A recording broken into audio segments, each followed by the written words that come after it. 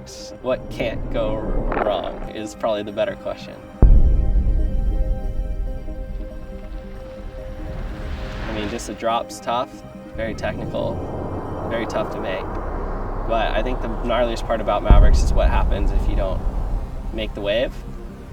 I would say my worst wipeout at Mavericks happened when they were filming the movie for Mavericks. I was doing a bunch of stunt work, and they basically asked me to paddle into the bowl and just get hit by waves over and over. I probably got hit by about 12 sets and probably like 30 plus waves in the bowl at Mavs. I had two-wave hold downs and went through the rocks as well.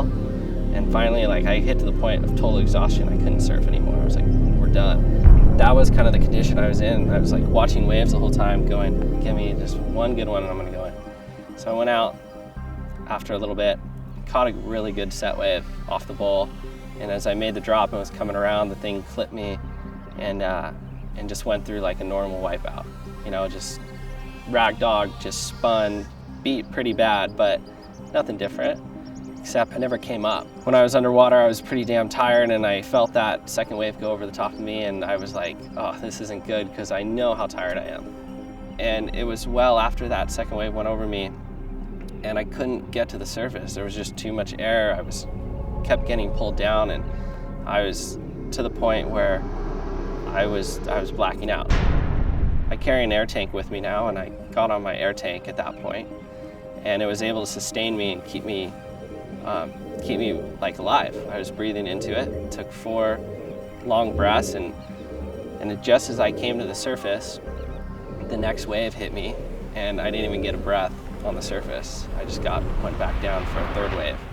And I had to get back on the air tank because I was so exhausted and so done and I never got a breath on the surface. So cleared my air tank at that point and finally came up pretty much in the rocks at Mavericks and just in time for the next wave to break on top of me. And it was about, I don't know, it was like 30 feet of white water moving and like 6 feet of water and I was like, feet were hitting the rocks on the bottom and it was just terrifying.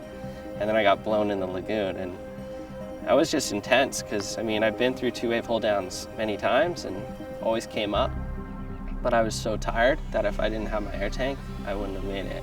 As soon as I get on land, I am so thankful. And my intention every time before I go out there surfing is I want to be able to come into land and not be hurt and touch the ground. And so whenever I put my feet on the dock, it's like, yes, I did it.